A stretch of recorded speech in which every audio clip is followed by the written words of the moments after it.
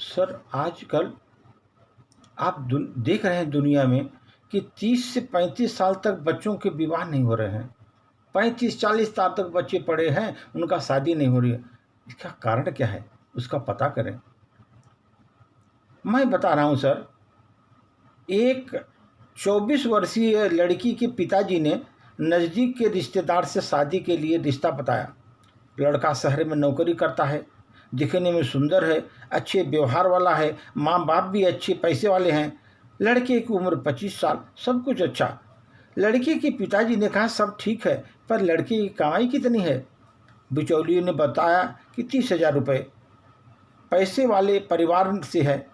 लड़के के पिताजी ने कहा अगर शहर में 30,000 से क्या होता है, परिवार में कमाई से हमें क्या लेना देना। बिचौलिए ने कहा एक दूसरा लड़का भी बता रहा हूँ, दिखने में ठीक है, तनख्वाह 50,000 है, सिर्फ उसकी थोड़ी उम्र ज़्यादा है, 28 साल। लड़के के पिताजी ने कहा 50, उसका कमाई कितना है? 50,000 रुपया। उसको 1 BHK फ्लैट भी है।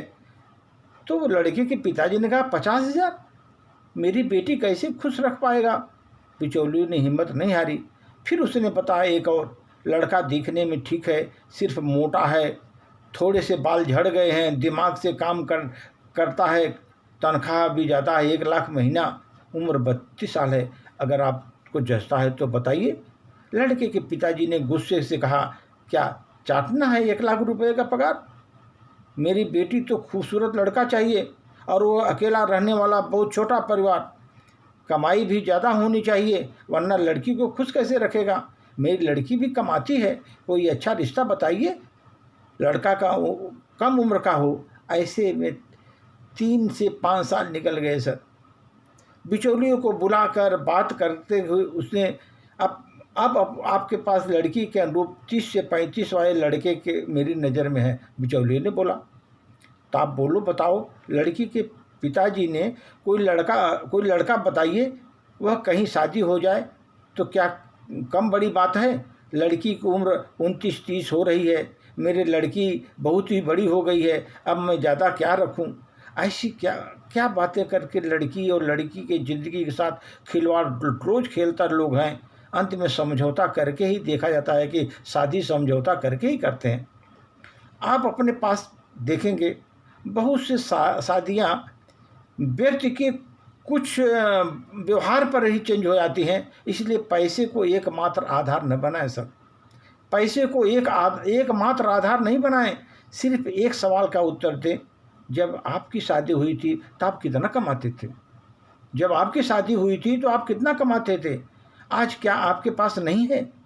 लड़का लड़की दोनों बराबर हैं। ऐसे वक्त पर आप थोड़ा लड़की एवं लड़के के पीछे खड़े रहिए, पर लड़के लड़कियों की शादी के योग्य उम्र में करिए, होने दीजिए। उनके योग्य उम्र में ही शादी होने दीजिए। और माँ बाप द्वारा शादी की बात पर घर घर में झगड़ा आम हो चुका है। अपने माता पिता की ख्वाहिशें भी पसंद का ध्यान रखिए। भले आपकी डिग्री उनसे ज़्यादा है, पर आपके माता पिता आपसे बहुत तजुर्बेकार हैं, और कोई अपने बच्चों के लिए गलत रिश्ते नहीं देखता। हर जगह अच्छे लड़कों के लिए इसलिए छोड़ दिया जाता है कि लड़कियां जॉब कर रही हैं और पढ़ाई में लड़कों से ज़्यादा हैं, जबकि लड़के भले ही उनसे कम पढ़े लिखे थे, परंतु उनके जैसे सैलरी वाले तो पारिवारिक व्यवसाय जॉब भी कर रहे हैं। वो लोग शादी के बाद जॉब करने वाली नहीं, बल्कि पारिवारिक काम करने मददगार बहू आपको चाहिए। उनके माता पिता तैयार थे, पर बच्चे नहीं माने। उम्र भर पैसा नौकरी आते जाते रहेगी, पर जवानी और उम्र वापस नहीं आते सर। जो आदमी का एज निकल जाता है, वो एज फिर वापस नहीं आता।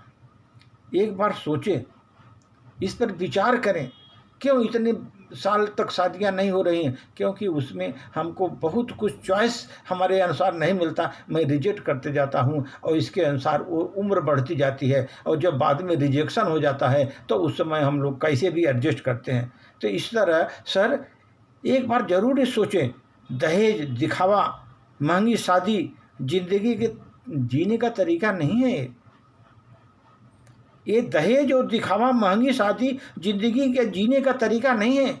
बच्चे उम्र में हो गए, उनको अगर शादियां उम्र में ही, उसके उम्र में ही शादियां करना बेहतर होता है। और उस उम्र में शादियां करने से ज़्यादा सकारात्मक आदमी है, पेरेंट्स उतने परेशान नहीं होते, उनके विचारों में उतना तकलीफ नहीं होता, क्योंकि रात दिन वो परेशान, जैसे जैसे एज बढ़ते जाएगा बच्चों का, पेरेंट्स का दिमाग खराब होता जाएगा और पेरेंट्स के आपस में घर में कलह भी मचती रहेगी सर। इसलिए बच्चों को समय पर शादियां करने की कोशिश करिए। धन्यवाद।